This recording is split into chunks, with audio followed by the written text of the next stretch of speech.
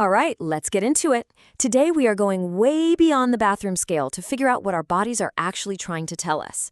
We're going to be diving into nutritional assessment, which is the way clinicians get the full story of our health from the inside out. So I want to start with a huge question. What does healthy even look like? Is it just a number? The one staring back at you from the scale? Is it about fitting into a certain size? Well, the truth is, it's so much more complex and, frankly, a lot more interesting than that. If we only look at those simple things, we miss the entire picture. And this is exactly where the experts come in. The British Dietetic Association defines a nutritional assessment as a systematic process.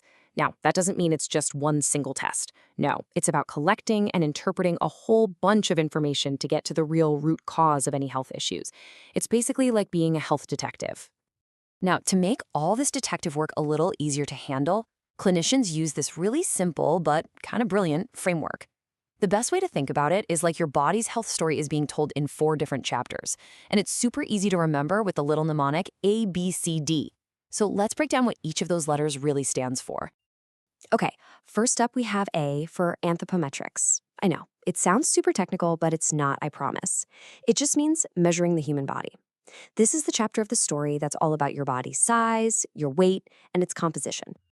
And the place most of us are familiar with, the starting point, is the body mass index, or BMI. It's a really quick, easy-to-calculate tool that clinicians often use to get a first guess at someone's nutritional status. The formula itself is dead simple. It's just your weight in kilograms divided by your height in meters squared. That's it. It's just a basic ratio that gives a general sense of where you stand. And here's where it starts to get really interesting. See, interpreting that BMI number isn't a one-size-fits-all kind of deal. For example, while a BMI under 18.5 is generally considered underweight, that cutoff is actually higher for older adults. And on the flip side, the threshold for obesity can be lower for certain groups, like Asian populations. So these little nuances, they're absolutely critical for getting an accurate picture. But, and this is a huge but, BMI is not the whole story, not even close. It can get totally thrown off by things like water retention. And maybe most importantly, it has no way of telling the difference between a pound of muscle and a pound of fat. You could have a professional athlete and a totally sedentary person with the exact same BMI, but their bodies would be completely different. So to get around one of BMI's biggest blind spots, that whole body composition thing, clinicians use other tools. And one of the classic methods is measuring skin fold thickness to get a much better handle on actual body fat. By measuring the skin at these 4 specific spots, a professional can get a pretty good estimate of the body's total fat stores. Why? Because about half of our body fat is right under the skin. This gives a way more direct look at our body's energy reserves than BMI ever could. I love this slide because it shows so clearly how different measurements tell completely different stories.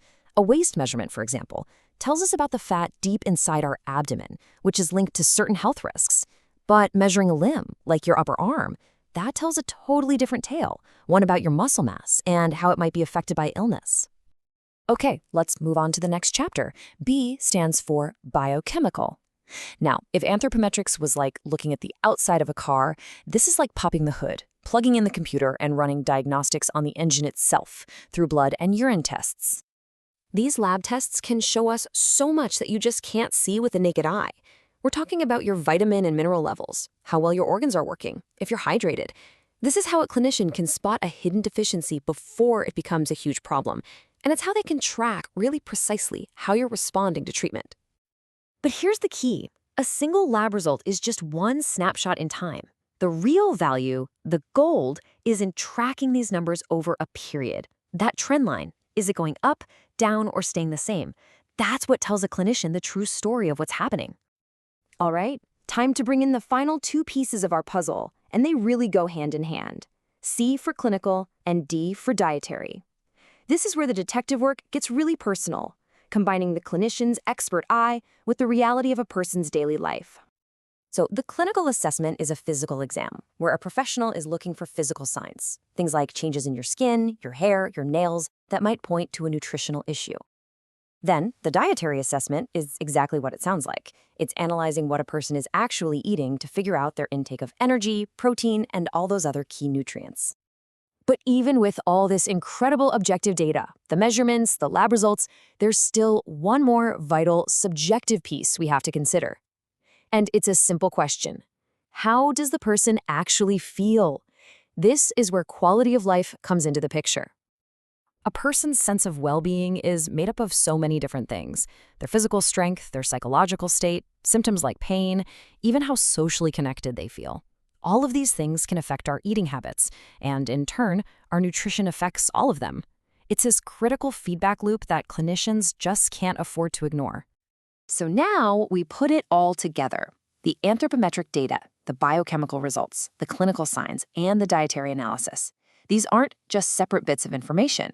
They are the chapters that, when you combine them with a person's own experience, tell the complete, nuanced story of their health. And really, this is the bottom line. If you take away just one thing, let it be this. No single measurement, not your weight, not your BMI, not one blood test, can define your health. It's the combination of all of it, the A, the B, the C, and the D, that tells the true story. So I'll just leave you with this to think about. Now that you know how the experts build this complete picture, what part of your own health story might you have been missing? Thanks for joining me for this explainer.